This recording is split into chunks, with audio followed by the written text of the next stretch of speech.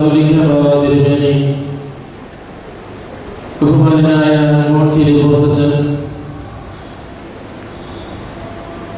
പ്രിയപ്പെട്ട ജിനേഷ് കെ വർഗീയച്ചൻ, പെരുന്നാൾ കമ്മിറ്റിയുടെ പ്രധാന ചുമതലക്കാരെ, പ്രിയമുള്ള മാതാപിതാക്കളെ, കുഞ്ഞുങ്ങളെ, ദൈവനാമത്തിൽ സ്നേഹവന്ദനം. പുരാതനമായ മൈലപ്ര സെന്റ് ജോർജ് ഓർത്തഡോക്സ് വലിയപള്ളിയുടെ കാവൽ പിതാവ് വിശുദ്ധനായ ഗീവർഗീസ് പിതാവിന്റെ ഓർമ്മ പെരുന്നാൾ ഏപ്രിൽ മാസം 24-ാം തീയതി കൊടിയേറി മെയ് മാസം 7-8 തീയതികൾ വരെയായി നടത്തപ്പെടുകയാണ്. ഈ പെരുന്നാളിനെ സംബന്ധിച്ചിടത്തോളം മൈലപ്രായിലെ ഇടവക ജനങ്ങൾക്ക് മാത്രമുള്ള ഒരു പെരുന്നാളല്ല. ഈ ദേശത്തിന്റെ കാവൽ പിതാവും ഈ ദേശത്തിന്റെ മധ്യസ്ഥനുമായ വിശുദ്ധനായ ഗീവർഗീസ് പിതാവിന്റെ ഓർമ്മ പെരുന്നാൾ എന്നുള്ള നിലയിൽ ഈ നാട് മുഴുവനായിട്ട് ഈ പെരുന്നാൾ ആഘോഷങ്ങളിൽ പങ്കാളികളാകുന്നു. വിളിച്ചാൽ വിളി കേൾക്കുന്നവനായ വിശുദ്ധനായ ഗീവർഗീസ് പിതാവിന്റെ ദിവ്യമായ സാന്നിധ്യം നിറഞ്ഞു നിൽക്കുന്ന ദേവാലയമാണ്. വിശുദ്ധനായ ഗീവർഗീസ് പിതാവിന്റെ കുതിരയുടെ കുളമ്പടിനാഥം മുഴങ്ങുന്നതായ സമയങ്ങളാണ് ഈ പെരുന്നാളിന്റെ ദിവസങ്ങൾ. മൈലപ്ര വലിയപള്ളിയുടെ പെരുന്നാൾ എന്നത് ആശ്വാസത്തിൻ്റെതും സന്തോഷത്തിൻ്റെതും ആത്മീയ ആനന്ദം നൽകുന്നതുമായ പെരുന്നാളായിട്ടാണ് നാം ഏവരും ഇതിൽ പങ്കാളികളാകുന്നത്. വിശുദ്ധന്റെ സാന്നിധ്യം നിറഞ്ഞു നിൽക്കുന്ന ദേവാലയം, വിശുദ്ധനായ ഗീവർഗീസ് പിതാവിന്റെ അനുഗ്രഹം കലവറയില്ലാതെ ലഭിക്കുന്നതായ പള്ളിയുടെ പ്രധാന കുരിശടി, ഇതൊക്കെ ഈ ദേവാലയത്തെ ഓരോ വിശ്വാസികളുടെയും മനസ്സിൽ വലിയൊരു സ്ഥാനമാണ് നൽകുന്നത്. വേദനകളുടെയും പ്രയാസങ്ങളുടെയും നടുവിൽ ഈ ദേവാലയത്തിലേക്ക് കടന്നു വന്ന് പ്രാർത്ഥിക്കുമ്പോഴും അവർക്ക് ലഭിക്കുന്നതായ ആശ്വാസത്തിൻ്റെയും ആനന്ദത്തിൻ്റെയുമായ വലിയ ഒരു സന്ദേശം നാം ഏവർക്കും അറിവുള്ള ഒരു സംഗതിയാണ്. മറ്റു ദേവാലയമൊക്കെ അടച്ചിടുന്നുവെങ്കിൽ മൈലപ്ര വലിയപള്ളിയുടെ വാതിലുകൾ എല്ലാ വിശ്വാസികൾക്കുമായി എന്ന് മാത്രമല്ല, ഈ വിശുദ്ധനായ ഗീവർഗീസ് പിതാവിന്റെ സാന്നിധ്യം ആഗ്രഹിക്കുന്ന ഏവർക്കും ഏത് സമയവും കടന്നു വന്ന് പ്രാർത്ഥിക്കുവാൻ, അനുഗ്രഹങ്ങളെ പ്രാപിക്കുവാൻ എപ്പോഴും ഇതിന്റെ വാതിലുകൾ തുറന്നിട്ടിരിക്കുകയാണ്. ഈ പെരുന്നാൾ ദിവസം മാത്രമല്ല ഇവിടേക്ക് അനേകായിരങ്ങൾ കടന്നു വരുന്നത്. ഓരോ ദിവസവും ആയിരങ്ങൾ ഈ ദേവാലയത്തിലേക്ക് കടന്നു വന്ന് പ്രാർത്ഥിക്കുന്നു എന്നുള്ളത് ഒരു യാഥാർത്ഥ്യമാണ്. നമുക്ക് ഏവർക്കും അറിവുള്ളതാണ്. ഒരു പക്ഷേ ഈ ഇടവകാലങ്ങൾ എന്നതിനേക്കാൾ ഉപരി നമ്മളെല്ലാം കൂടുതലായിട്ട് ഈ ഇടവകയുടെ അനുഗ്രഹങ്ങൾ പ്രാപിക്കുന്ന അനേകായിരങ്ങൾ ഈ ദേവാലയത്തിന് അല്ലെങ്കിൽ ഈ ദേവാലയത്തിലെ അംഗങ്ങൾ എന്നതിനപ്പുറമായി പുറത്തുള്ള ആളുകളാണ് എന്നുള്ളതിൽ യാതൊരു സംശയവുമില്ല. വിളിച്ചാൽ വിളി കേൾക്കുന്ന വിശുദ്ധനായ ഗീവർഗീസ് പിതാവിന്റെ അനുഗ്രഹങ്ങൾ അനവരതം ഈ ഇടവകയിൽ നിന്നും ലഭിക്കുന്നു എന്നുള്ളത് ഈ ഇടവകയുടെ അംഗങ്ങളായ നമുക്ക് ഏവർക്കും അഭിമാനിക്കാവുന്ന സംഗതിയാണ്. വിശുദ്ധനായ ഗീവർഗീസ് പിതാവിന്റെ പെരുന്നാൾ എന്ന് പറയുമ്പോൾ ജീവിതത്തിൽ പ്രതിസന്ധികളും പ്രശ്നങ്ങളും ഉണ്ടായപ്പോൾ കർത്താവിന്റെ തിരുമുഖത്തേക്ക് നോക്കി പ്രകാശപൂരിതമായ ഒരു ജീവിതമാണ് വിശുദ്ധനായ ഗീവർഗീസ് പിതാവ്. ആ വിശുദ്ധനായ ഗീവർഗീസ് പിതാവിന്റെ വിശുദ്ധിയുള്ള ജീവിതത്തെ പിൻപറ്റുവാൻ എനിക്കും നിങ്ങൾക്കും ഈ പെരുന്നാൾ കൊണ്ട് സാധിക്കട്ടെ എന്ന് മാത്രമാണ് എനിക്ക് പറയുവാനായിട്ടുള്ളത്. ഞാൻ സമയക്കുറവുകൾ കൊണ്ട് ഞാൻ എൻ്റെ കർത്തവ്യത്തിലേക്ക് കടക്കുകയാണ്. ഇന്നത്തെ ഈ സമ്മേളനം ജോർജിയൻ അവാർഡ് ഫോർ എക്സലൻസ് 2014 സമർപ്പണ സമ്മേളനവും തീർത്ഥാടന വാരാചരണങ്ങളുടെ ഉദ്ഘാടനവും നിർവഹിക്കുന്ന സമ്മേളനമാണ് നടക്കുന്നത്. ഈ സമ്മേളനം ഉദ്ഘാടനം ചെയ്ത് നമ്മെ അനുഗ്രഹിക്കുന്നതിനായി എത്തിച്ചേർന്നിരിക്കുന്നത് പരിശുദ്ധ സഭയുടെ പരമാധ്യക്ഷൻ പരിശുദ്ധ ബസേലിയോസ് മാർത്തോമ പൗലോസ് തിരുമേനി കാതോലിക്ക ബാവ തിരുമനസ്സുകൊണ്ടാണ്. മൈലപ്രായുടെ മക്കൾ എന്നും പരിശുദ്ധ പിതാവിന്റെ സാന്നിധ്യം ആഗ്രഹിക്കുന്ന ആളുകളാണ്. പിതാവിന്റെ സൗകര്യപ്രദമായ ഒരു ദിവസം ഈ ദേവാലയത്തിന്റെ പെരുന്നാളിൽ കടന്നു വന്ന് മൈലപ്രായുടെ മക്കളെ അനുഗ്രഹിക്കണം എന്നുള്ളത് നമ്മുടെ ഏവരുടെയും ആഗ്രഹമാണ്. പരിശുദ്ധ പിതാവിനെ അതറിയിക്കുമ്പോൾ വളരെ സന്തോഷത്തോടെ പരിശുദ്ധ പിതാവ് നമ്മുടെ ക്ഷണം സ്വീകരിച്ച് ഈ ദേവാലയത്തിലേക്ക് എഴുന്നള്ളുകയാണ് ഉണ്ടായത്.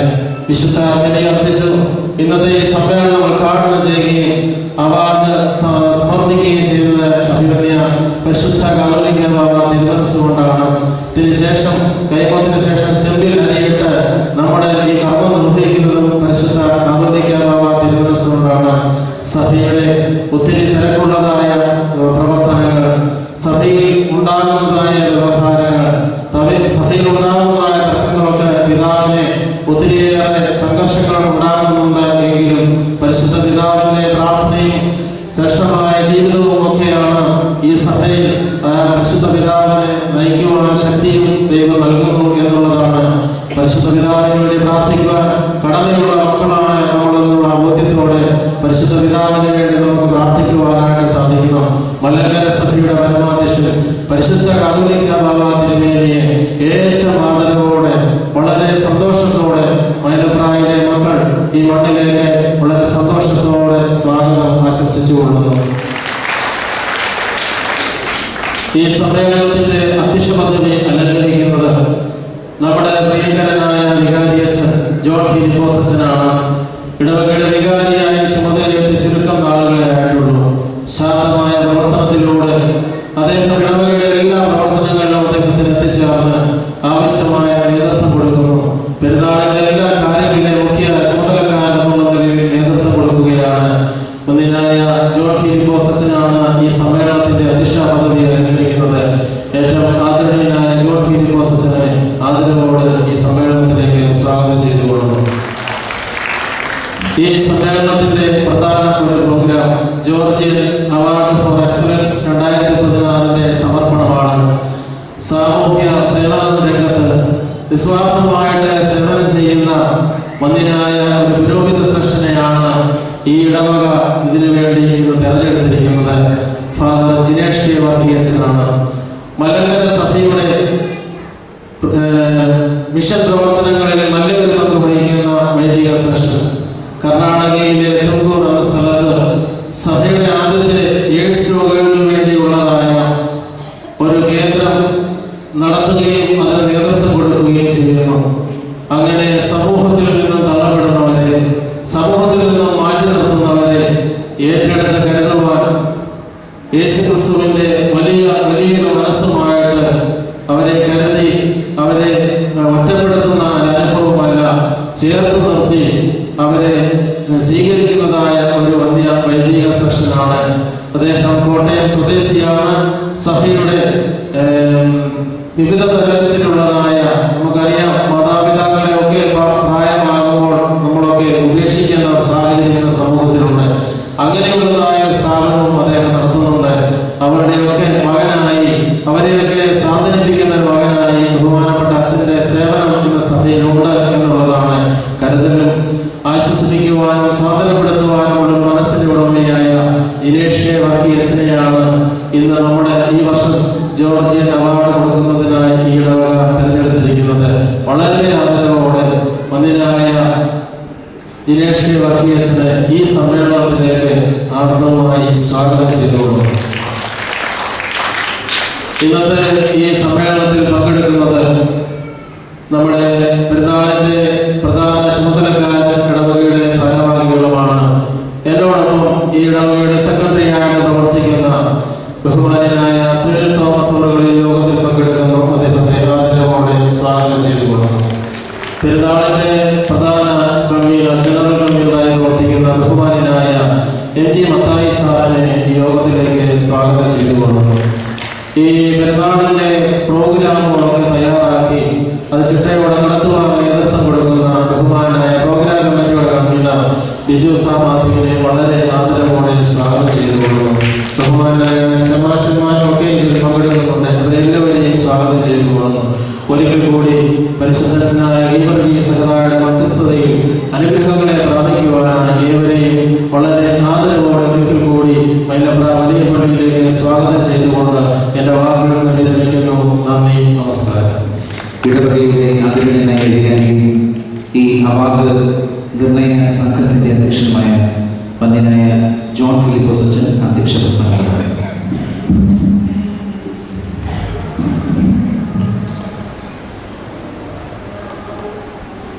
ദൈവത്തിൻ്റെ വലിയ തിരുനാമത്തിന് മഹത്വം ഉണ്ടായിരിക്കട്ടെ. പരിശുദ്ധ കത്തോലിക്കാവിനെ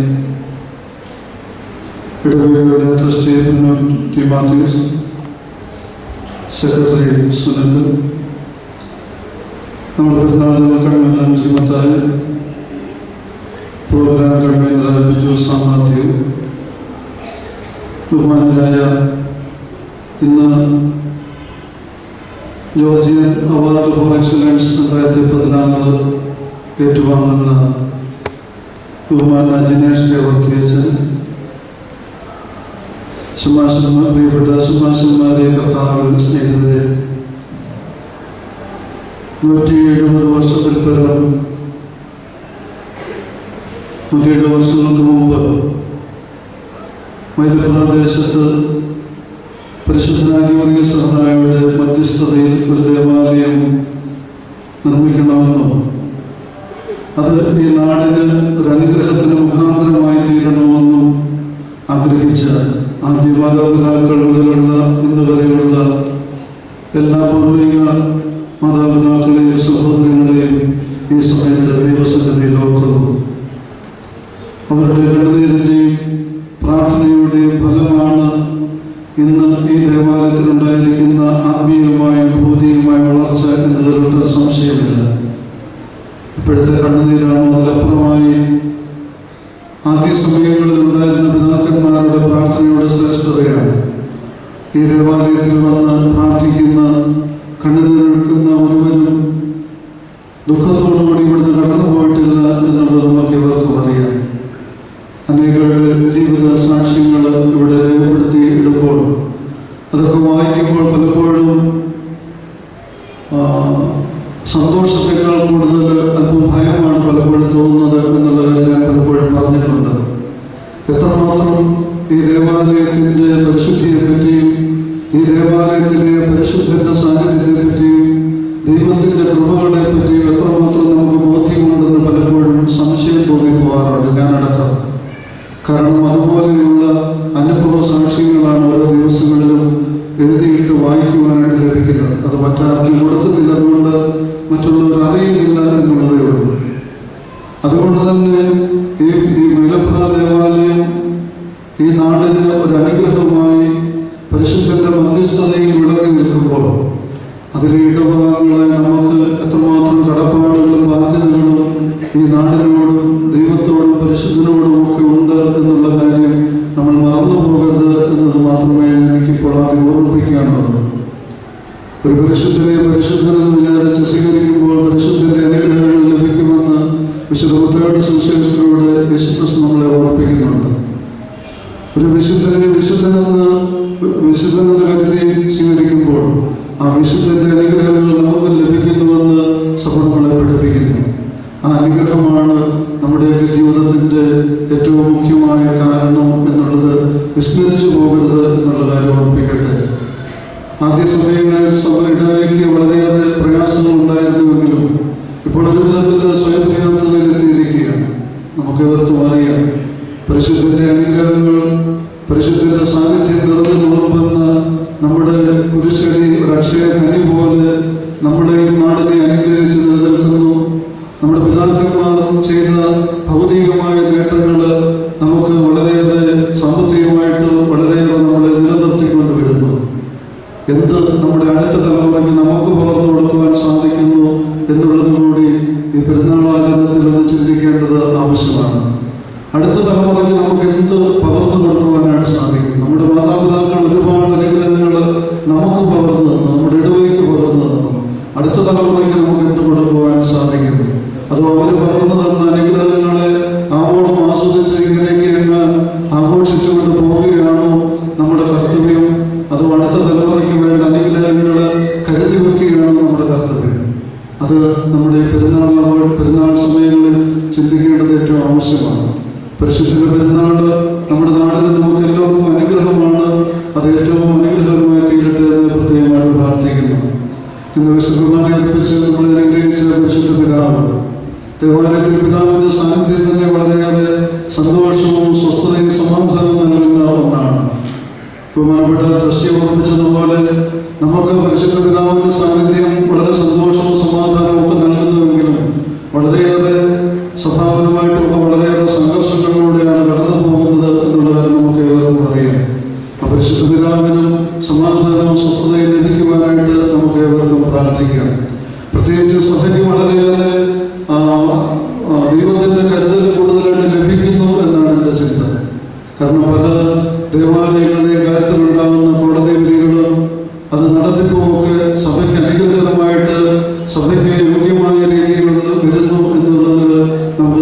സ്തുതിക്കാം. നമുക്ക് സഭയ്ക്ക് വേണ്ടി പ്രാർത്ഥിക്കാം. സഭയെ നയിക്കുന്ന പരിശുദ്ധ പിതാവിന് വേണ്ടി പ്രത്യേകമായിട്ട് പ്രാർത്ഥിക്കാം. ശാരീരികമായ ചില ക്ലേശങ്ങളൊക്കെ ഉണ്ടെങ്കിലും രാവിലെ വന്നപ്പോഴും പറഞ്ഞതാണ് ശബ്ദത്തിലുണ്ടാകുന്ന പ്രശ്നത്തെപ്പറ്റി. പക്ഷേ എങ്കിലും ദേവാലയത്തിൽ കടന്നു വന്ന് അനുഗ്രഹിച്ചതിനുള്ള വലിയ കടപ്പാടും സ്നേഹവും പരിശുദ്ധ പിതാവിനെ ഈ സമയത്ത് അറിയിക്കട്ടെ.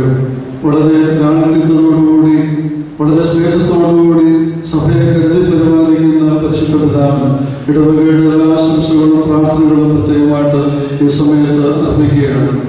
ഇപ്പോൾ നമ്മുടെ അവാർഡ് നൽകുന്ന പരിശുദ്ധ പിതാവാണ്. അതേപോലെ തന്നെ നമ്മുടെ തീർത്ഥാടന വാരാചരണ ഉദ്ഘാടനം നടത്തുന്നു. അതുപോലെ ചെറുപ്പത്തിൽ ആദ്യ നേർച്ചയായ റേഡിയോ കർമ്മങ്ങൾ നടത്തുന്നു. ഇവയെല്ലാം സന്തോഷത്തോടുകൂടി ഇവ നടത്തി നമ്മുടെ ദേവാലയത്തിൻ്റെ പെരുന്നാൾ അനുഗ്രഹമായി തീരുവാനായി ഞാൻ സമയത്ത് തന്നെ എത്തിച്ചേർന്നു കൊള്ളാമെന്ന് തിരുവേദി അറിയിച്ചു. അതിന് പ്രകാരം കടന്നു വന്നതിലുള്ള സ്നേഹം പ്രത്യേകമായിട്ട് അറിയിക്കുകയാണ്. രണ്ടാമത് നടക്കുന്നത് ഈ അവാർഡ് നമ്മൾ കൊടുക്കുന്ന ബഹുമാനപ്പെട്ട ദിനേഷ് കെ വർക്കി അച്ഛനാണ് നൽകുന്നത്. ഈ പ്രാവശ്യം നേരത്തെ ഓർമ്മിപ്പിച്ചു KG വർഗോസിനും അതുപോലെ സ്പോർട്സ് കൗൺസിലിൻ്റെ പ്രസിഡന്റ് പത്മിനിക്കും ഒക്കെ കൊടുത്ത അവാർഡാണ് ബഹുമാനപ്പെട്ട ദിനേഷ് കെ വർക്കി അച്ഛന് കൊടുക്കുന്നത്. ഇപ്രാവശ്യം അതിനെപ്പറ്റി തീരുമാനം എടുക്കുമ്പോൾ തന്നെ ഒരു അഭിപ്രായം വന്നതാണ്, ശരിയായ രീതിയിൽ യോഗ്യരായവർക്ക് കൊടുക്കുവാനായിട്ട് പ്രത്യേകം ശ്രദ്ധിക്കണം എന്നുള്ളത്. വലിയ പബ്ലിസിറ്റിക്ക് വേണ്ടി മറ്റുള്ളവരെ വിളിച്ചു കൂട്ടുകയല്ല, മറിച്ച് ഇതൊരു പരിശുദ്ധന്റെ നാമത്തിലുള്ള അവാർഡായതുകൊണ്ട് അത് ഏറ്റവും യോഗ്യമായിരിക്കണം എന്നുള്ള ഒരു അഭിപ്രായം കമ്മിറ്റിയിൽ ആദ്യമേ തന്നെ വന്നതാണ്. അതിന് പ്രകാരമാണ് വളരെയേറെ പേര് ആലോചിച്ച് വളരെയേറെ പേരോട് ചിന്തിച്ചാണ് ബഹുമാനപ്പെട്ട ദിനേഷ് കെ വർക്കി അച്ഛൻ്റെ പേര് ഇതിലേക്ക് വന്നത്. ഞാനുമായിട്ട് വളരെയേറെ ബന്ധമുണ്ട്. അത് ഞാനിവിടെ പറഞ്ഞിട്ടുമില്ല. അങ്ങനൊരു കാര്യം കൊണ്ടാണ് ഇത് സംഭവിച്ചതെന്ന് ഇടയാകരുത് എന്നുള്ള ആഗ്രഹമുള്ളത് കൊണ്ട് ഞാനത് ആരോട് പറഞ്ഞു. 1-2 പേർക്കേ അത് അറിയത്തുള്ളൂ. ഞാനും അച്ഛനും സെമിനാരിയിൽ ഒരു ക്ലാസ്സിൽ ഒരു മുറിയിൽ താമസിച്ചവരാണ്. പക്ഷേ ഈ പേര് കൊണ്ടുവന്നവരും അത് തീരുമാനിച്ചതൊക്കെ മറ്റുള്ളവരാണ്. അതിനെക്കുറിച്ച് അങ്ങനെയുള്ള ഒരു സ്വാധീനത്തിൻ്റെയും പേരിലല്ല ഇങ്ങനെ ഒരു ബഹുമാനപ്പെട്ട അച്ഛനെ തിരഞ്ഞെടുത്തത്. എന്തുകൊണ്ടും അത് കേട്ടപ്പോൾ തന്നെ എനിക്ക് വളരെയേറെ സന്തോഷമായി. പ്രത്യേകിച്ച് ഞങ്ങളുടെ ക്ലാസ്സുകളുടെ വളരെ സന്ദേശങ്ങൾ ലഭിക്കുന്നുണ്ടായി. കാരണം സെമിനാരിയിൽ വരുന്നതിനേക്കാൾ മുമ്പ് തന്നെ മല്ലപ്പള്ളി പനയമ്പാല് അവിടെയുള്ള ബാലഭവനിലെ കുട്ടികളുടെ എല്ലാ ശുശ്രൂഷകളും ചെയ്ത് പിന്നീട് സെമിനാരി ജീവിതത്തിലും ഒരുപാട് കാര്യങ്ങൾ ശനിയാഴ്ചകളിൽ എല്ലാവരും പന്ത് കളിക്കാനും ക്രിക്കറ്റ് കളിക്കാനും പോകുമ്പോൾ ദിനേഷ് അച്ഛൻ അന്ന് സെമിനാരി വിദ്യാർത്ഥിയായിരിക്കുമ്പോൾ പോകുമായിരുന്നു. കോട്ടയത്തുള്ള പ്രിയപ്പെട്ട തോമസ് നടത്തുന്ന ആ ശരണാലയത്തിൽ പോയി അവിടെ പോയി മുടിവെട്ടുകയും അവരൊക്കെ അവരുടെ കാര്യങ്ങൾ ചെയ്തു കൊടുക്കുകയും ചെയ്തിരുന്നത് ഞാൻ ഓർക്കുന്നു. അത്രമാത്രം സമൂഹത്തിൽ നിന്ന് മാറ്റി നിർത്തപ്പെട്ടവർക്ക് വേണ്ടി ചെറിയ പ്രായത്തിൽ മുതൽ തന്നെ പ്രത്യേകിച്ച് സെമിനാരി ജീവിതത്തിലൊക്കെ അത് നേരിട്ട് കണ്ടിട്ടുണ്ട്. ജീവിതനിഷ്ഠയും ദൈവത്തോടുള്ള സ്നേഹവും സഭയോടുള്ള കരുതലും ഒക്കെ ഒരുപാട് അനുഭവിച്ചറിഞ്ഞിട്ടുണ്ട്. ബഹുമാനപ്പെട്ട അച്ഛന് ഞാനിവിടെ ഇടവകാരിയായിരിക്കുമ്പോൾ തന്നെ ഇവിടെ വരുവാനും ഈ അവാർഡ് സ്വീകരിക്കാനും സാധിച്ചത് ഒരു ദൈവനിയോഗമായിട്ടാണ് ഞാൻ കാണുന്നത്. അതൊരു വലിയ സന്തോഷമുണ്ട്. ബഹുമാനപ്പെട്ട അച്ഛനെ സമയത്ത് പഴയ സ്നേഹബന്ധങ്ങളെ സമയത്ത് വീണ്ടും ഓർക്കുന്നു. ഈ പരിപാടികളെല്ലാം അനുഗ്രഹകരമായി തീരട്ടെ എന്ന് പ്രത്യേകമായിട്ട് പ്രാർത്ഥിക്കുന്നു. ഇതിലൊക്കെ അപ്പുറമാണ് പരിശുദ്ധന്റെ പെരുന്നാളും അതിൻ്റെ ആചരണ പരിപാടികളെല്ലാം തന്നെ വിശുദ്ധ കുർബാനകളൊക്കെ എല്ലാം അനുഗ്രഹകരമായി തീരട്ടെ എന്ന് പ്രത്യേകമായിട്ട് പ്രാർത്ഥിക്കുന്നു. നിങ്ങളെ എല്ലാവരെയും വളരെ സ്നേഹത്തോടെ ദൈവസന്നിധിയെ സമർപ്പിച്ചുകൊണ്ട് എൻ്റെ വാക്കുകളെ ചുരുക്കുന്നു. ദൈവം നമ്മെവരെയും അനുഗ്രഹിക്കട്ടെ. പരിശുദ്ധ ആലയത്തിൽ വന്ന് കുമ്പിട്ട് പ്രാർത്ഥിച്ച് ചെമ്പിൽ അരിയിടുവാൻ തീർത്ഥാടകരായി സ്വദേശത്തു നിന്നും വിദേശത്തു നിന്നുമായി ഇനിയുള്ള ദിനങ്ങളിൽ അനേകർ മൈലപ്പ പള്ളിയിലേക്ക് എത്തിച്ചേരുന്നു. ഈ വർഷത്തെ പെരുന്നാളിൽ ആദ്യത്തെ ഔദ്യോഗിക തീർത്ഥാടകനായി എഴുന്നള്ളി വന്നിരിക്കുന്നത് പരിശുദ്ധ സഭയുടെ പരമാധ്യക്ഷൻ പരിശുദ്ധ കത്തോലിക്ക ബാബ തിരുമനസ്സുകൊണ്ടാണ്. പരിശുദ്ധ പിതാവിനെ തീർത്ഥാടനമാണ് വാരം ഉദ്ഘാടനം ചെയ്ത് നമ്മെ അനുഗ്രഹിക്കുവാനായി വിനീതമായി അപേക്ഷിക്കുന്നു.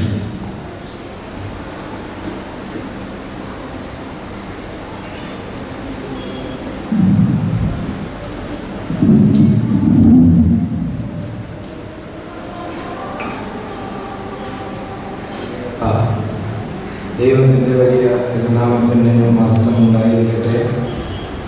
ഈ ഇടവകയുടെ വികാരി എന്ന പദവി അനുഭവിക്കുന്ന പ്രിയപ്പെട്ട ജോൺ ഫിലിപ്പോസ് അച്ഛൻ, ഇന്ന് ജീവിതം കൊണ്ട് കാരുണ്യപ്രവൃത്തി ചെയ്യുന്ന ജിനേഷ് അച്ഛനെ ആദരിക്കുകയും അങ്ങനെയുള്ളവരെ പ്രോത്സാഹിപ്പിക്കുകയും ചെയ്യത്തക്കവണ്ണമുള്ള അവാർഡ് സ്വീകർത്താവായ പ്രിയങ്കരനായ ജിനേഷ് വർക്കി അച്ഛൻ, ഇടവകയിലെ ക്രൈസ്താനി ട്രസ്റ്റി പ്രിനൂറ്റി തോമസ്, പെരുന്നാളിൻ്റെ general convener MG Mathai, programme convener Biju Sam Mathew, അധ്യക്ഷ വേദിയിൽ ഉപേക്ഷരായിരിക്കുന്ന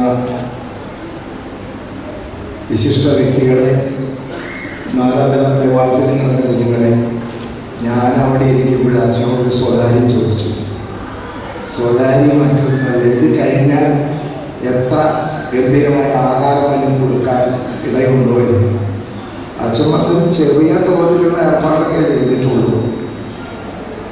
ഇത് ഞാൻ ചോദിക്കാൻ കാരണം, ഈ കുന്നംകുളം മേഖലയിലെ 52 ഞായറാഴ്ചയും വിശ്വാസികൾ കുർബാന കഴിഞ്ഞാൽ വയറ് നിറച്ചെന്തെങ്കിലും കഴിച്ച് വീട്ടിൽ പോകാൻ അനുവദിക്കുകയുള്ളൂ. അങ്ങനൊരു ശീലം അവിടെ ഉള്ളത്. നൂറ്റാണ്ടുകളായിട്ട് തുടങ്ങിയത് ഇപ്പോഴും ഉണ്ട്. ഏകീച്ചനല്ല. അപ്പം അച്ഛനോട് ഞാൻ ചോദിച്ചു, അങ്ങനെ വല്ലതും ഉണ്ടോ? ഉണ്ടെങ്കിൽ പ്രസംഗം നീട്ടാം. അച്ഛൻ പറഞ്ഞ അത്രയ്ക്കില്ല. അപ്പോഴധികം പ്രസംഗം നീട്ടുന്നത് അത്ര പന്തിയല്ല. കാര്യങ്ങളൊക്കെ ഒന്ന് ഒതുക്കി പിടിച്ച് പൂർത്തീകരിക്കണം എന്ന്. അല്ലെങ്കിലും അതിനാണ് എനിക്കിഷ്ടം. ഇനി നിങ്ങൾക്ക് വയർത്തറ എന്ത് തരാനുണ്ടെങ്കിൽ പോലും ഇങ്ങനെയുള്ള സമ്മേളനങ്ങളൊന്നും അധികം നീണ്ടുപോകുന്നത് ശരിയാണെന്ന് എനിക്ക് വിചാരമില്ല.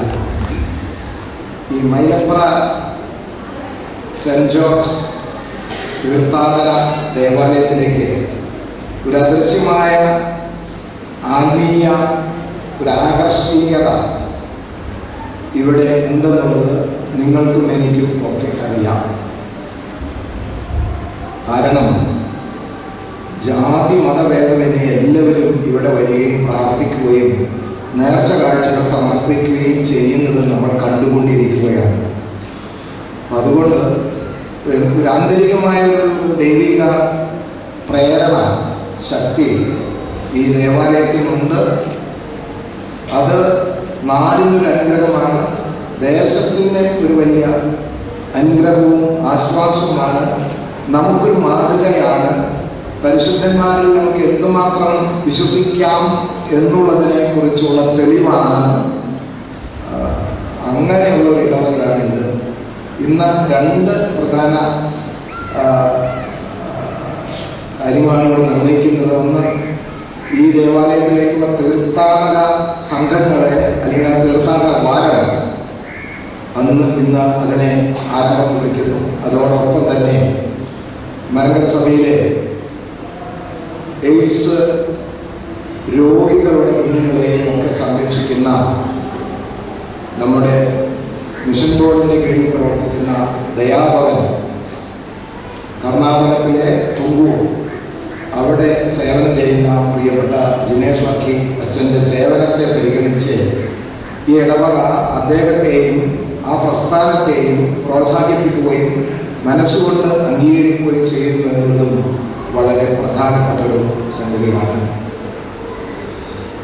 170 വർഷമായി ഈ ദേവാലയം ആരംഭിച്ചിട്ട് എന്നാണ് ഞാൻ പറഞ്ഞപ്പോൾ കേട്ടത്. അങ്ങനെയാണെങ്കിൽ 1846 ഈ പള്ളി ഇവിടെ ആരംഭിക്കാൻ ഇടയായിട്ടുണ്ടാവുക. 1846 എന്ന് പറയുന്നത് മലങ്കര സഭയെ സംബന്ധിച്ചിടത്തോളം മലങ്കര സഭയുടെ അടിസ്ഥാന വിശ്വാസം ആദിയുലഞ്ഞ് തകർന്ന് തരിപ്പണമാകുന്ന കാലഘട്ടങ്ങളാണ്. 1846 എന്ന് പറയുമ്പോൾ പരിമള തിരുമേനി ജനിച്ചിട്ടില്ല. 2 വർഷം കഴിയുമാണ് അദ്ദേഹത്തിൻ്റെ ജന്മ വർഷം. പുലിക്കോട്ട് തിരുമേനിയൊക്കെ ഈ സഭയുടെ അടിസ്ഥാനപരമായ വിശ്വാസം തകരുന്നത് കണ്ട് പതറി നിൽക്കുന്ന കാലമാണ്. 1865 പുലിക്കോട്ട് തിരുമേനി മേൽപ്പെട്ട സ്ഥാനത്തേക്ക് കടന്നു വരുന്നത്. അപ്പോൾ നമ്മുടെ കാരണവന്മാർ ഈ സഭയുടെ പുരാതന വിശ്വാസം എന്ത് കഷ്ടപ്പാട് ദേവാലയത്തിൽ നിലനിൽക്കണമെന്ന് ആഗ്രഹിച്ചിട്ടുള്ളവരാണ് നമ്മുടെ പൂർവികന്മാർ. 170 വർഷങ്ങൾക്ക് മുമ്പ് നമ്മുടെ കാരണവന്മാരുടെ ഉണ്ടായിരുന്നല്ലോ.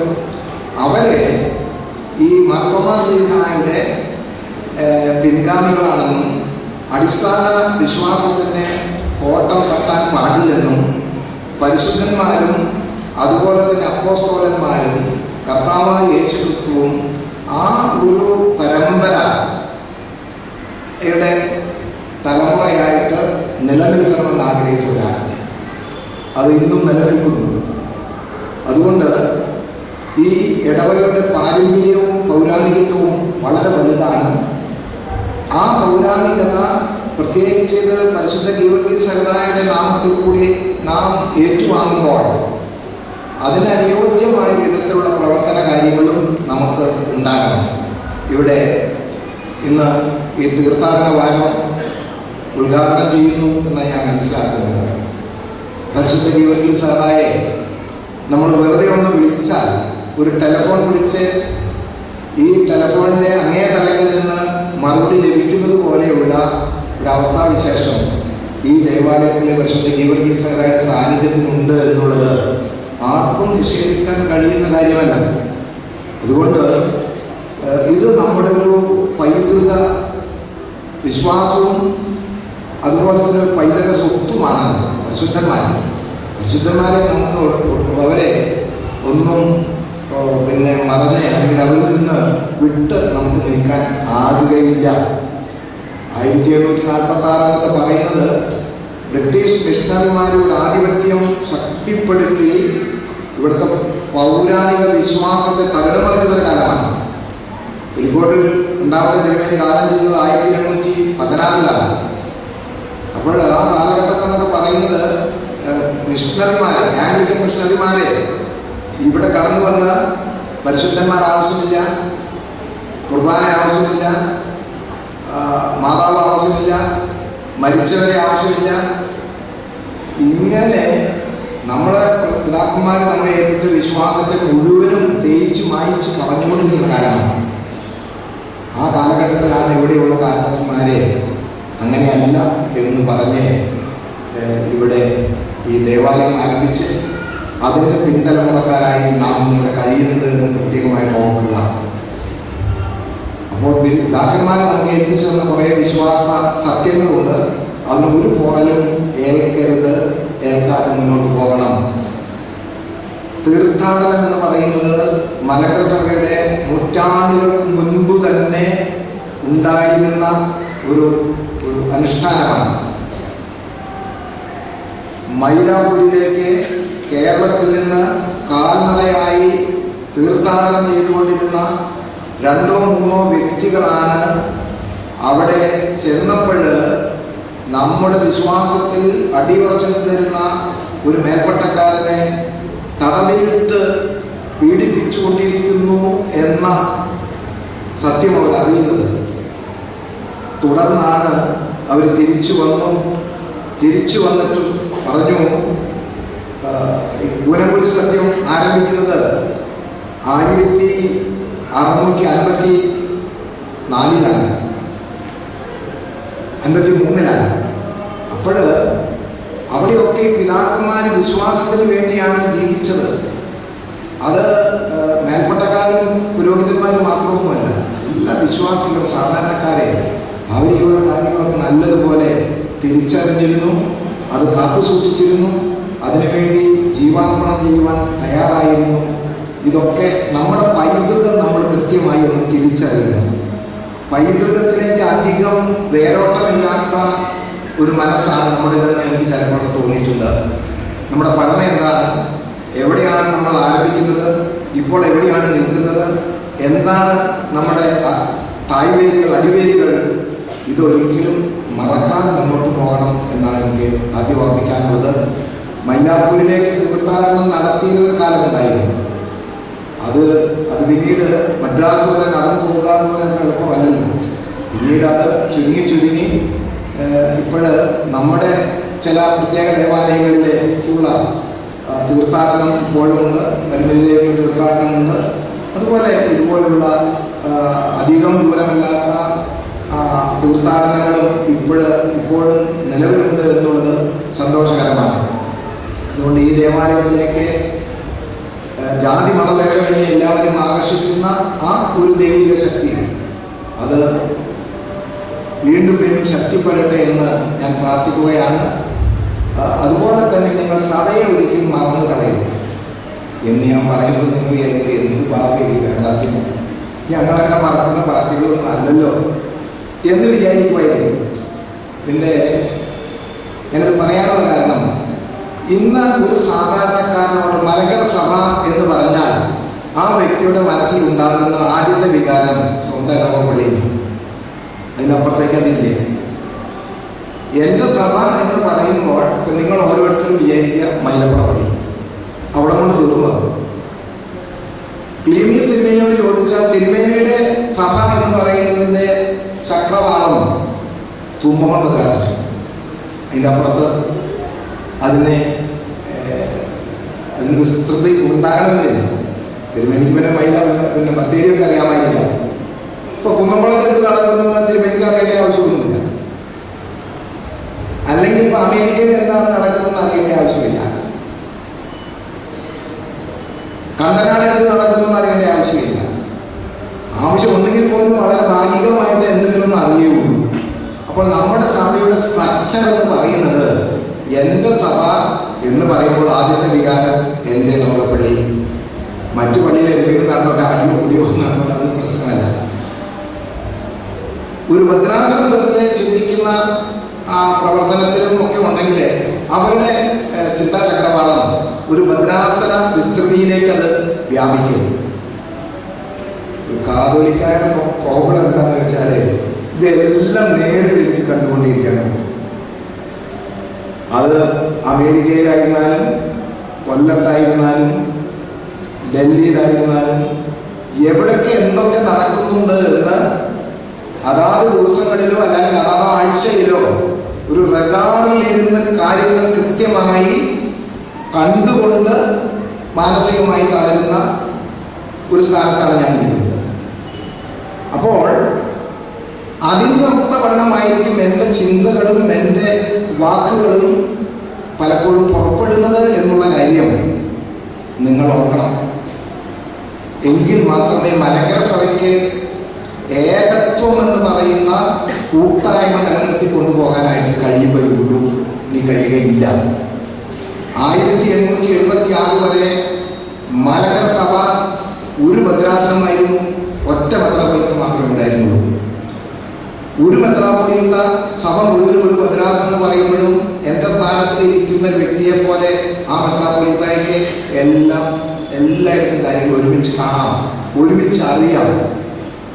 അതുകൊണ്ട് ഇപ്പോഴത്തെ ഈ മലങ്കര സഭയുടെ ഒരു തലവൻ എന്ന അർത്ഥത്തിൽ ചിന്തിക്കുമ്പോൾ അമേരിക്കയിൽ എന്ത് നടക്കുന്നു, UK എന്ത് നടക്കുന്നു, കേരളത്തിലെ തെക്കൻ പ്രദേശത്ത് എന്ത് നടക്കുന്നു, വടക്കൻ പ്രദേശത്ത് എന്ത് നടക്കുന്നു, ഉത്തരഭാരതത്തിൽ എന്ത് നടക്കുന്നു, ഇങ്ങനെയുള്ള സഭയുടെ വിസ്തൃതി മുഴുവനും ഒരു റഡാറിൽ ഇരുന്ന് ഒരേ ദിവസം കണ്ടുകൊണ്ടിരിക്കുന്നു എന്നുള്ളത് കൂടെ മനസ്സിലാക്കണം.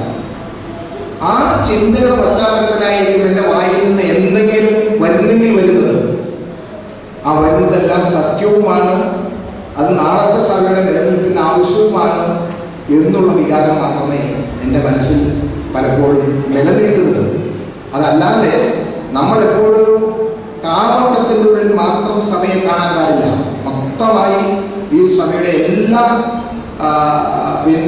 അനുരണനങ്ങളും പ്രകമ്പനങ്ങളും ശരിയും ശരികളും എല്ലാം നമ്മൾ എല്ലായിടത്തു നിന്നും തിരിച്ചറിയുവാൻ കഴിയുമ്പോൾ മാത്രമാണ് സഭയെ സംബന്ധിച്ചിടത്തോളം ഏകത്വം മലങ്കര സഭ ഒറ്റക്കെട്ടാണ് എന്ന് മറ്റുള്ളവർക്ക് ബോധ്യമാവുകയുള്ളൂ, അല്ലെങ്കിൽ ബോധ്യമാവുകയില്ല.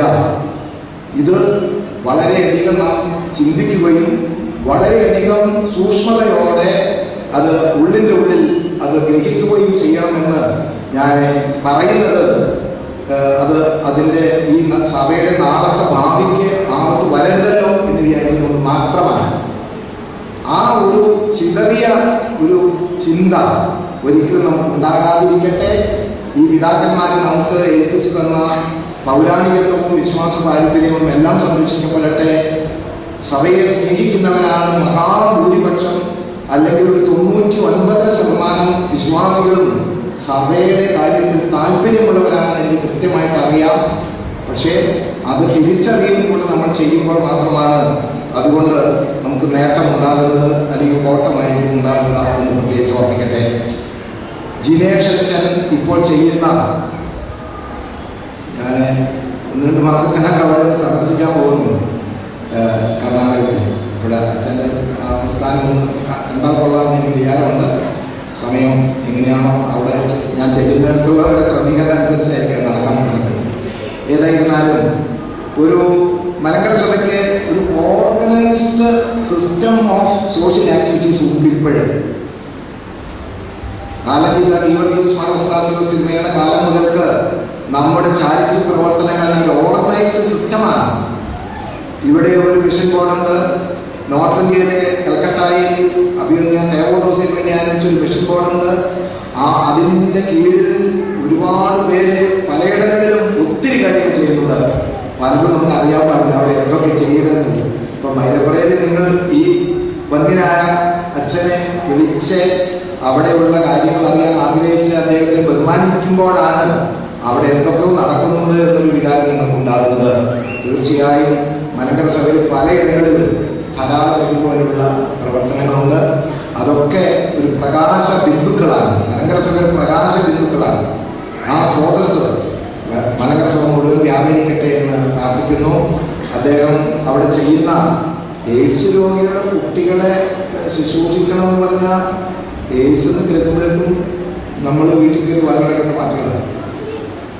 അവരെയാണ് കുളിപ്പിക്കുകയും അവരെയാണ് ഉടുപ്പിടിയിക്കുകയും കൈക്ക് പിടിച്ച് നടത്തുകയും ഒക്കെ ചെയ്യുന്നത് എന്നും കൂടെ ഒന്ന് ചേർത്ത് ചിന്തിക്കണം നിങ്ങൾ. അങ്ങനെയുള്ള ഒരു മഹൽ പുണ്യപ്രവൃത്തിയുടെ ഉപാസകരാണ് ജിനേഷ് അച്ഛൻ. അച്ഛൻ്റെ പ്രവർത്തനങ്ങൾ ദൈവം ധാരാളമായി അനുഗ്രഹിക്കട്ടെ എന്ന് പ്രാർത്ഥിക്കുകയാണ്. ഔപചാരികമായി സമ്മേളനം ഉദ്ഘാടനം പ്രഖ്യാപിച്ചുകൊണ്ട് വാക്കുകൾ അവസാനിപ്പിക്കുന്നു. ഈ വർഷത്തിൽ നാളെ ജനറൽ കൺവീനർ ശ്രീ ഇൻഷി മത്തായി അവാർഡ് ജേതാവിനെ പരിചയപ്പെടുത്തുന്നു.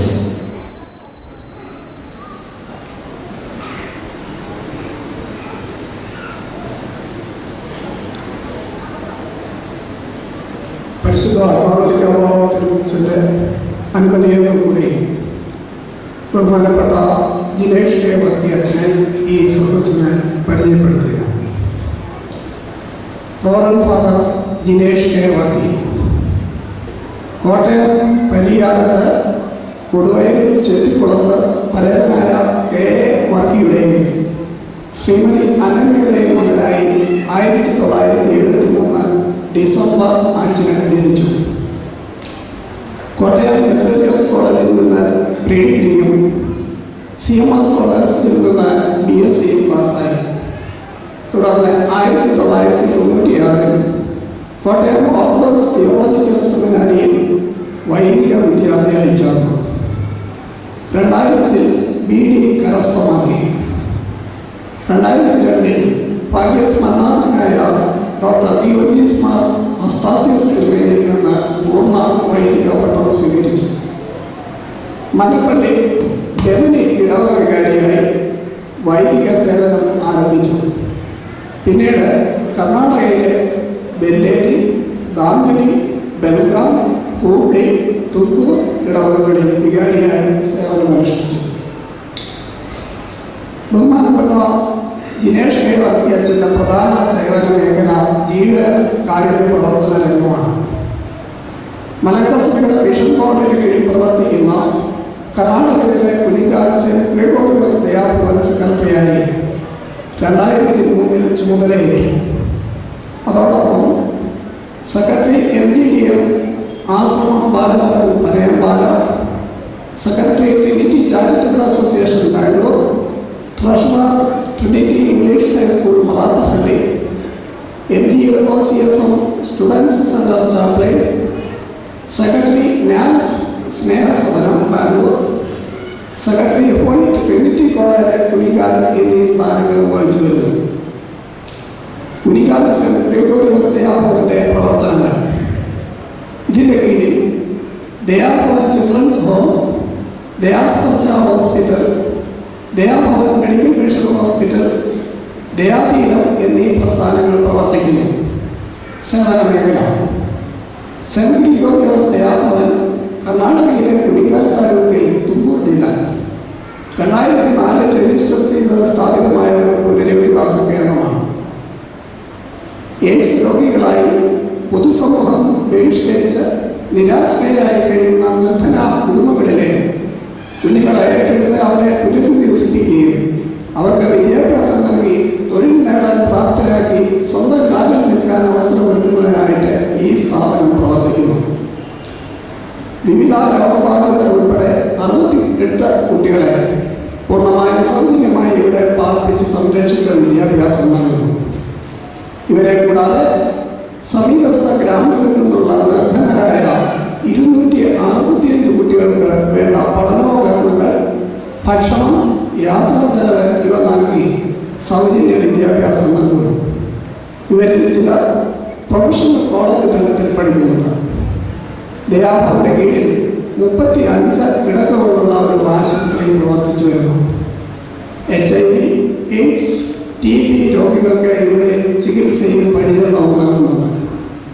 പാലിയേറ്റീവ് കെയർ സംവിധാനത്തോടുകൂടി തുമ്പൂർ ജില്ലയിൽ പ്രവർത്തിക്കുന്ന ഏക ആശുപത്രിയും ദയാഭവന്റെ കീഴിലുള്ളതാണ്. വിദൂര ഗ്രാമങ്ങളിൽ നിന്നുള്ള കിഡ്നി രോഗികളെ അവിടെ പരിചരിക്കുന്നുണ്ട്. നിർധന ബന്ധുക്കളാൽ ഉപേക്ഷിക്കപ്പെട്ട വൃദ്ധജനങ്ങൾ ഇവർക്കൊക്കെ ആത്മീയ കേന്ദ്രമായി സ്നേഹസദൻ പ്രവർത്തിക്കുന്നു.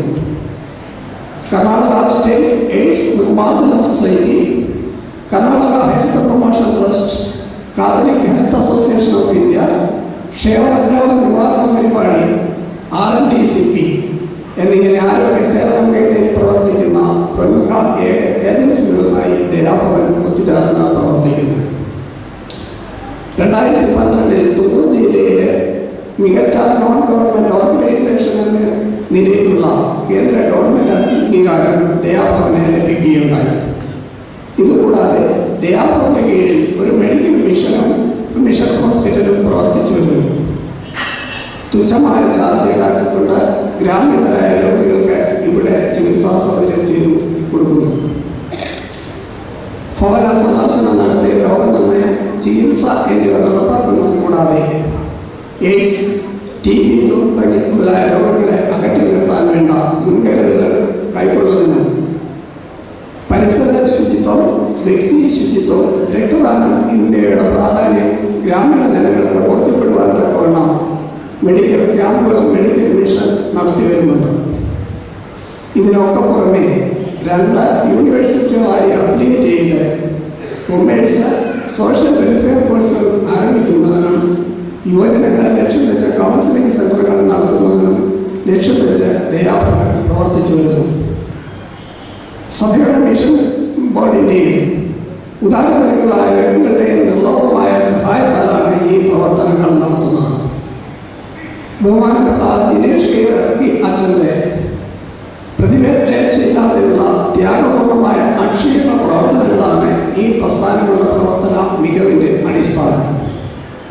അദ്ദേഹത്തിൻ്റെ നിസ്തുലമായ സാമൂഹ്യ സേവന പ്രവർത്തനങ്ങൾക്കുള്ള അംഗീകാരമായിട്ടാണ് Reverend Father Dinesh K Varkey അച്ഛനെ മൈലപ്രാസൻ ഇടവകയുടെ 2014 ജോർജിയൻ അവാർഡ് ഫോർ എക്സലൻസിനായി തിരഞ്ഞെടുത്തിട്ടുള്ളത്. ബഹുമാനപ്പെട്ട ദിനേഷ് കെ വർക്കി അച്ഛന് സാമൂഹ്യ സേവന രംഗത്ത് നൽകിയിട്ടുള്ള സംഭാവനകൾ ലഭിച്ചിട്ടുള്ള പ്രധാന അംഗീകാരങ്ങൾ Mother Teresa Children Foundation MTCE UK-യുടെ 2013 അവാർഡ്, ദുബായ് സെന്റ് തോമസ് ഓർത്തഡോക്സ് കത്തീഡ്രൽ വകയായിട്ടുള്ള പരിശുദ്ധ ബസേലിയോസ് തിമോത്തിയോസ് പ്രഥമൻ പാപ്പായുടെ നാമധേയത്തിലുള്ള 2015 അവാർഡ്. ഈ അവാർഡ് ജേതാവിനെ നമിച്ചുകൊണ്ട് ഞാൻ ഇപ്പോൾ വിരമിക്കുന്നു. ഈ വർഷത്തെ ജോർജിയൻ അവാർഡ് ഫോർ എക്സലൻസ് 2016 പരിശുദ്ധ കാതോലിക്ക ബാബ തിരുമനസ്സുകൊണ്ട് വന്ധ്യനായ ദിനേഷ് കെ വർക്കി അച്ഛന് ഇവിടെ സമർപ്പിക്കപ്പെടുന്നു. തുങ്കൂരിന്റെ ഈ തുമ്പപ്പൂവ് ഇനിയും ശോഭയോടെ സാന്ത്വനമായി സ്നേഹമായി പരിശുദ്ധത്തെ പ്രാർത്ഥിക്കുന്നത് സർവജനത്തെ സാക്ഷാത്കരിച്ച് ഈ അഭിപ്രായത്തോടെ സമർപ്പിക്കുന്നു. മറുപടി പ്രസംഗത്തിനായി വന്ധ്യനായ അഖിലേഷ് കെ വർഗീയച്ചനെ ക്ഷണിക്കുന്നു.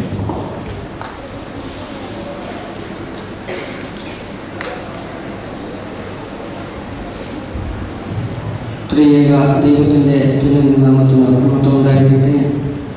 പരിശുദ്ധ കാതോലിക്ക ബാബ തിരുമേനി, ബഹുമാനപ്പെട്ട ജോൺ ഫിലിപ്പോസ്, ഇടവകയുടെ പ്രവർത്തനങ്ങൾക്ക് അച്ഛനെ സഹായിക്കുന്ന ട്രസ്റ്റി സെക്രട്ടറി, ഈ പെരുന്നാളിൻ്റെ പ്രോഗ്രാമുകളിൽ തുടങ്ങിയ ഇടവകയുടെ ദൃശ്യവും അദൃശ്യവുമായിരിക്കുന്ന എൻ്റെ സഹോദരങ്ങളെ, കർത്താവിൽ നിങ്ങൾക്ക് സ്നേഹ വന്ദനം.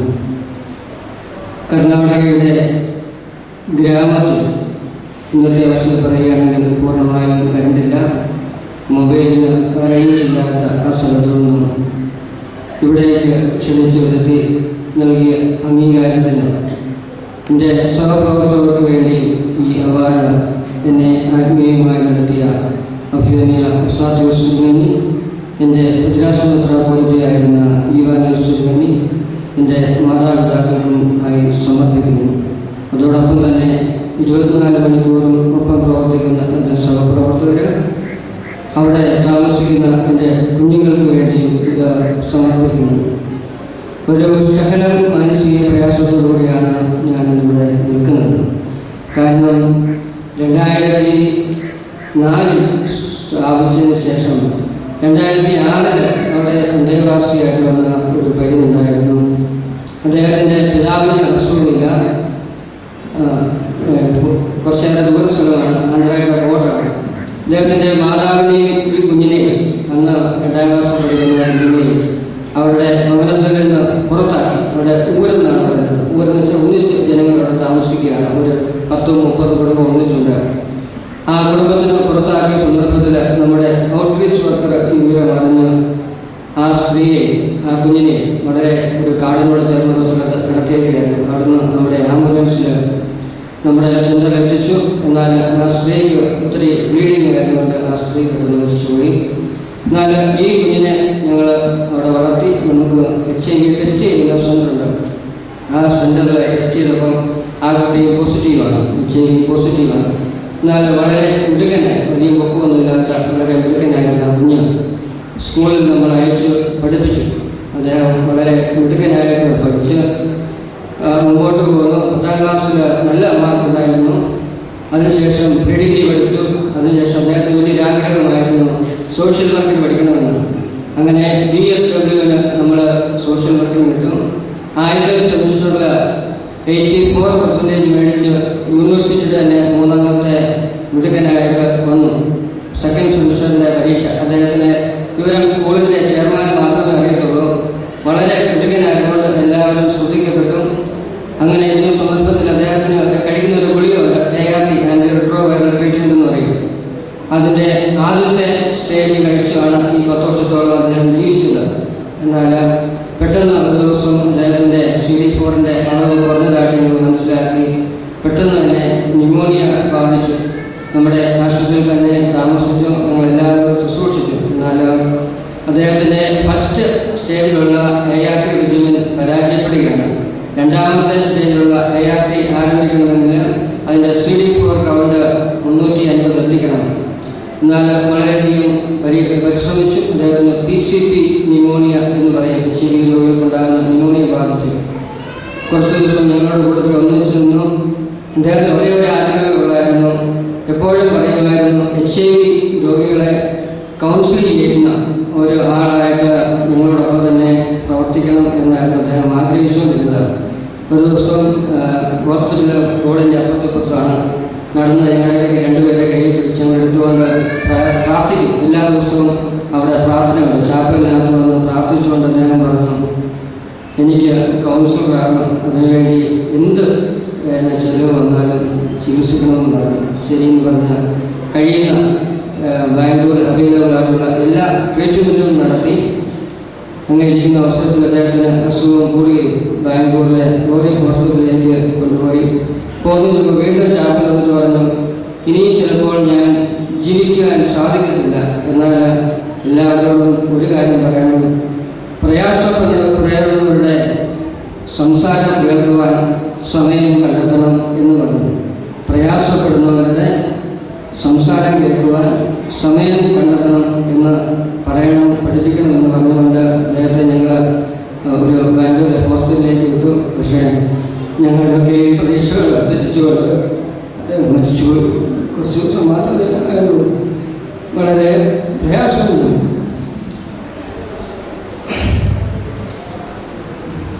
ഒന്നിച്ച് മുന്നോട്ട് വളർത്തുണ്ടാക്കിയ ഒരു പിതാവിൻ്റെ വിഷയം മാത്രം. അതിനുള്ള അവസരമല്ല എന്ന് കഴിയാം. ഇത് കിട്ടിയ സന്ദർഭത്തിൽ ആ കുഞ്ഞിനെ ഓർത്തുപോയി എന്നുള്ളത് മാത്രം. ഏകദേശം പ്രധാനമായിട്ടും എയ്ഡ്സിൻ്റെ മേഖലയിൽ മാത്രമാണ് പ്രവർത്തിക്കുന്നത്. 20,000-ഓളം എയ്ഡ്സ് രോഗികളെ നമ്മൾ ഇതുവരെ ശുശ്രൂഷിച്ചിട്ടുണ്ട്. നിങ്ങൾക്കറിയാം, എയ്ഡ്സ് രോഗം എന്ന് പറയുമ്പോഴേക്കും നമ്മുടെ നാട്ടിലൊക്കെ വളരെ പ്രയാസമുണ്ട്. എന്നാലും കർണാടകയിലെ സ്ഥിതി കുറച്ചുകൂടെ വ്യത്യസ്തമാണ്. എന്നാലും പഠിപ്പുള്ളവരുടെ ഇടയിൽ അത് കൂടുതൽ പ്രയാസമാണ്. ഞാൻ ഇങ്ങോട്ട് പോരുന്ന ദിവസം തന്നെ നമുക്ക് 30 ബെഡുള്ള ഹോസ്പിറ്റലാണുള്ളത്.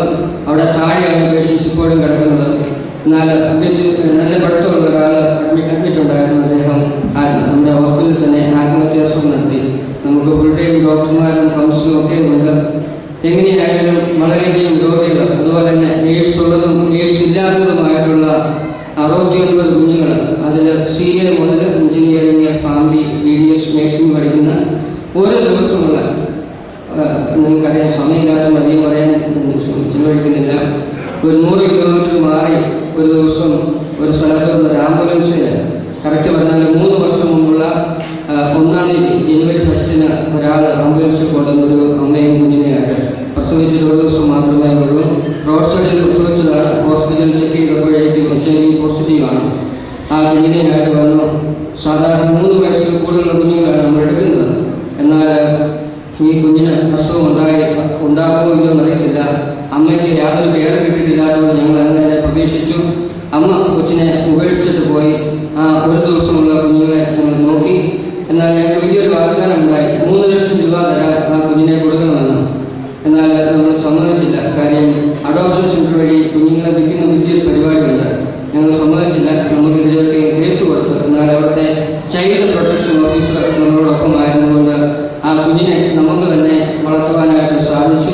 ഇന്ന് 3 വയസ്സുള്ള അപ്പു വളരെ സന്തോഷത്തോടെ അവിടെ താമസിക്കുന്നുണ്ട്. ആ കുഞ്ഞു മുതൽ 2.5 വയസ്സുള്ള HIV പോസിറ്റീവായിട്ടുള്ള അഖില മുതൽ 69 കുഞ്ഞുങ്ങളോട് താമസിക്കുന്നുണ്ട്.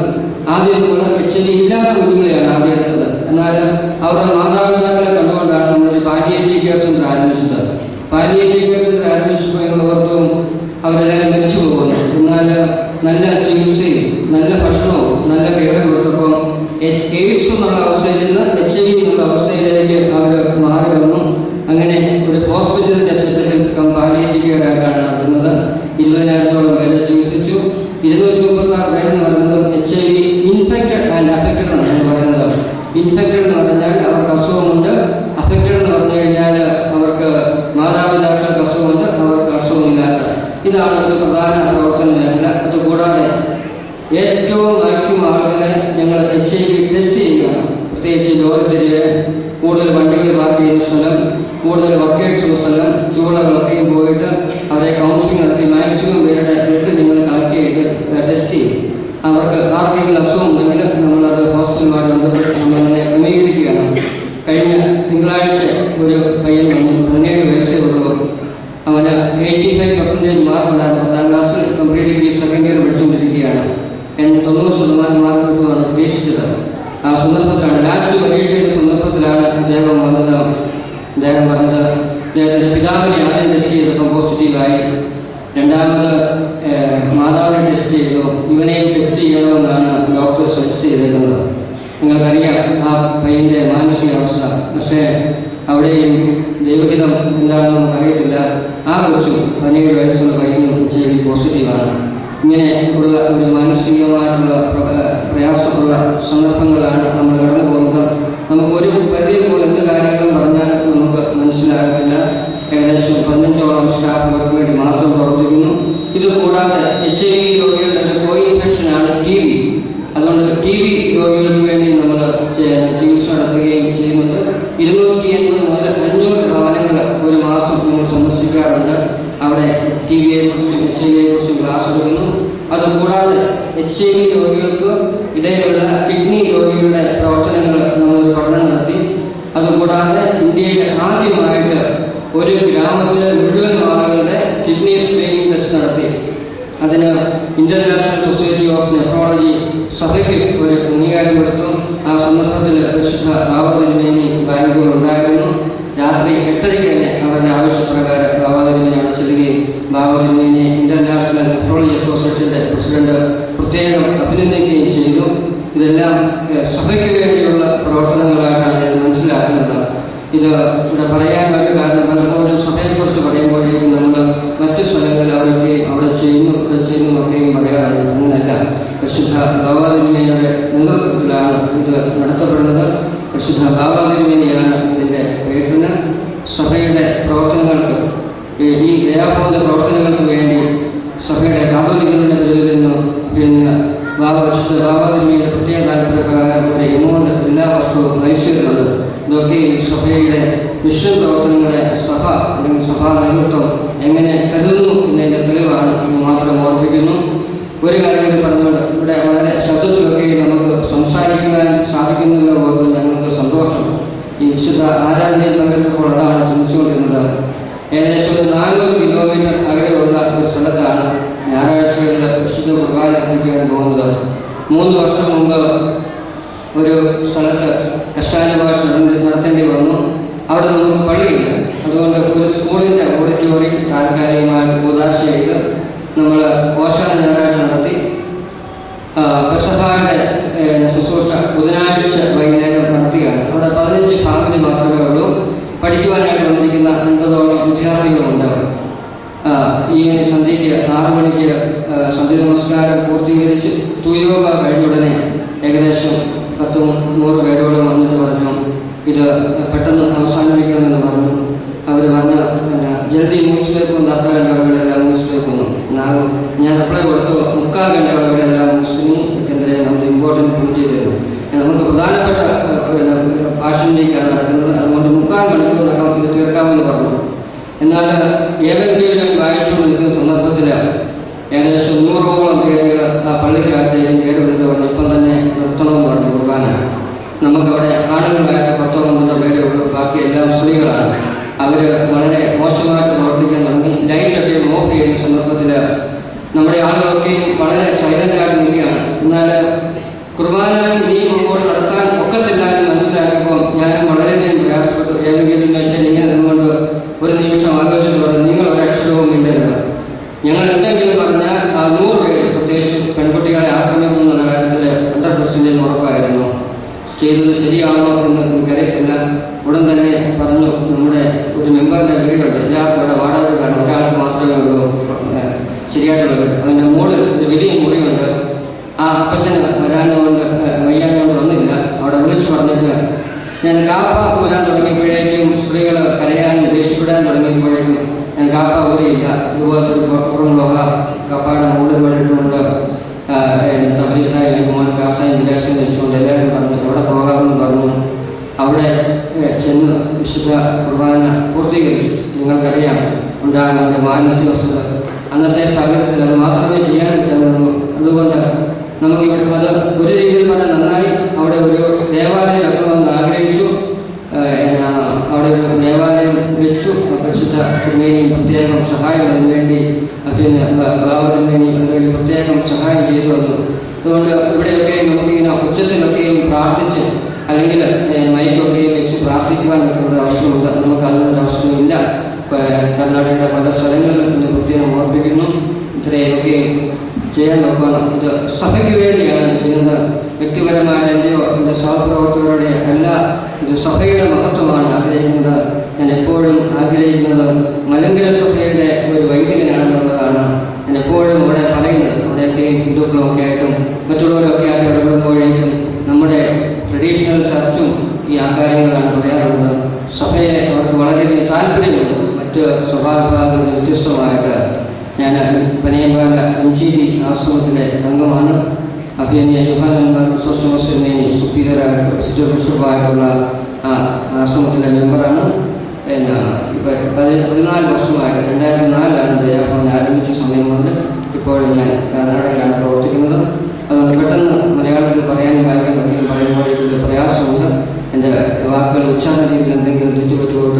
ക്ഷമിക്കണം.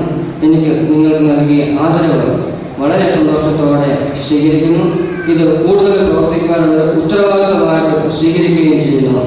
അടുത്ത വർഷം ഏകദേശം 1,00,000 പേരെയാണ് കിഡ്നി സ്ക്രീനിങ്ങിന് വേണ്ടി ജൂൺ മാസം മുതൽ ആഗ്രഹിക്കുന്നത്. അതിനുവേണ്ടിയുള്ള ക്രമീകരണങ്ങൾ നടത്തി വരികയാണ്. ഇതൊക്കെ സഭയ്ക്ക് വേണ്ടിയാണ് ചെയ്യുന്നത്. നിങ്ങളുടെ പ്രാർത്ഥനയിൽ പരിശുദ്ധ ബാബാ തിരുമേനിയും അദ്ദേഹത്തിൻ്റെ കഷ്ടപ്പാടുകൾ തിരുമേനി ഓർപ്പിച്ചു. ഒരു രീതിയിൽ മാത്രം എനിക്ക് നോക്കുവാൻ സാധിക്കുന്നില്ല. എല്ലാ പ്രയാസങ്ങളിലും എൻ്റെ കണ്ണിൽ കൂടി പോകണം. അനുഭവിക്കുന്ന ശാരീരിക മാനസിക നമുക്കറിയാം. ഒരു ചെറിയ ഭവനത്തിൽ ഒരു ഗ്രഹനാഥൻ എന്തുമാത്രം പ്രയാസം അനുഭവിക്കുന്നുണ്ടോ. ഇത്രയും ഭിന്നമായ രീതിയിൽ മത രാഷ്ട്രീയ സംഘർഷങ്ങളൊക്കെയുമുള്ള ഈ സ്ഥലങ്ങളിൽ പരിശുദ്ധ പിതാവിന് വേണ്ടി പ്രാർത്ഥിക്കുക എന്നുള്ളത് നമ്മുടെ ഉത്തരവാദിത്വമാണെന്ന് മാത്രം ഓർമ്മിച്ചുകൊണ്ട് എനിക്ക് നൽകിയ ഈ ബഹുമാനത്തിന് ഇടവകയോട് ബഹുമാനപ്പെട്ട വികാരിയച്ഛൻ ഓർപ്പിച്ചു. ഞങ്ങൾ സഹപാഠികളും സഹമുറിയുമാണെന്ന്. 2002 ശേഷം 14 വർഷത്തിന് ശേഷം ഇന്നാണ് പിന്നെ അച്ഛനെ കാണുന്നത്. അതിനുള്ള പ്രത്യേകമായിട്ടുള്ള സന്തോഷവും രേഖപ്പെടുത്തിക്കൊണ്ട് ഇതിനുവേണ്ടി സഹകരിച്ച എല്ലാ ജനങ്ങളാണ് സഭയുടെ ഏറ്റവും പ്രധാനപ്പെട്ട സംഗതി. പല സ്ഥലങ്ങളിലും പള്ളികളിലെ ജനങ്ങളില്ല.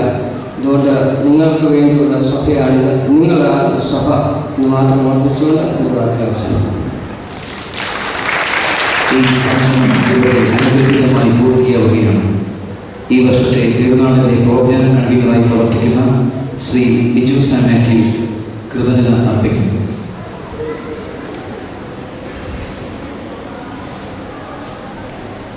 ദൈവത്തിൻ്റെ വലിയ തിരുനാമത്തിന് മഹത്വം ഉണ്ടായിരിക്കട്ടെ.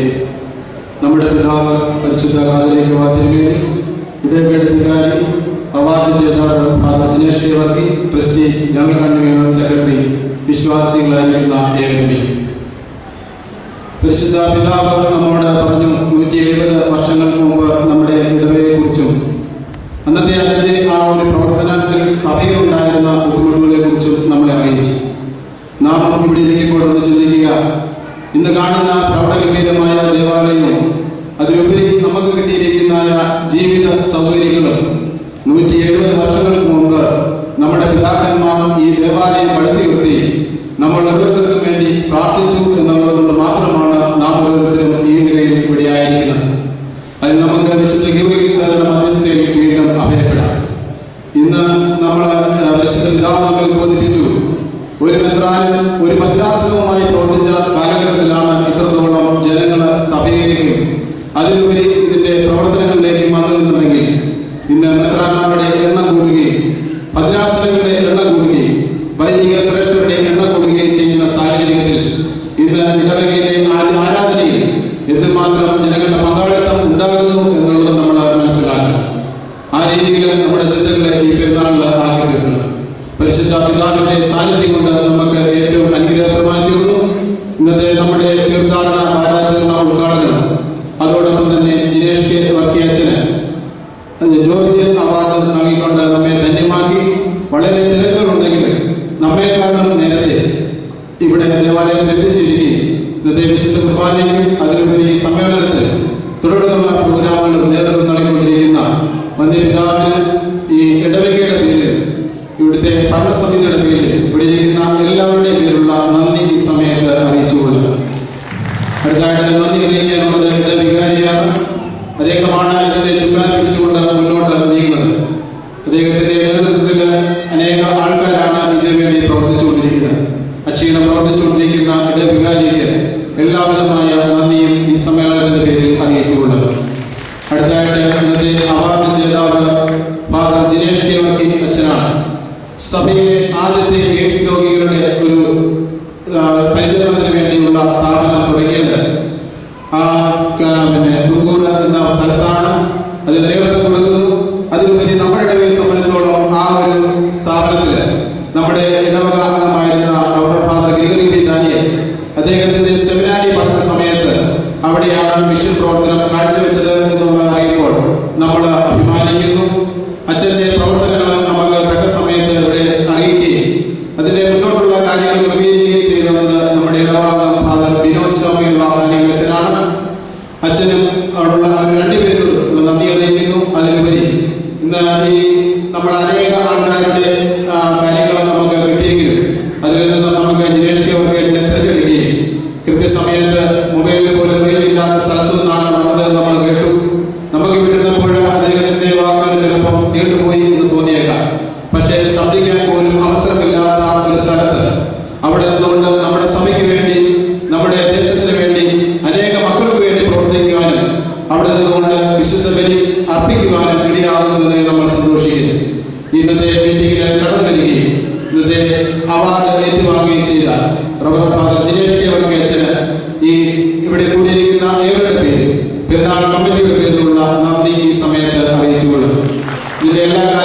ചുക്കാൻ പിടിച്ചുകൊണ്ട് മുന്നോട്ട് നീങ്ങുന്ന ക്രിസ്റ്റി പിറൂറ്റി മാത്യൂസാണ്.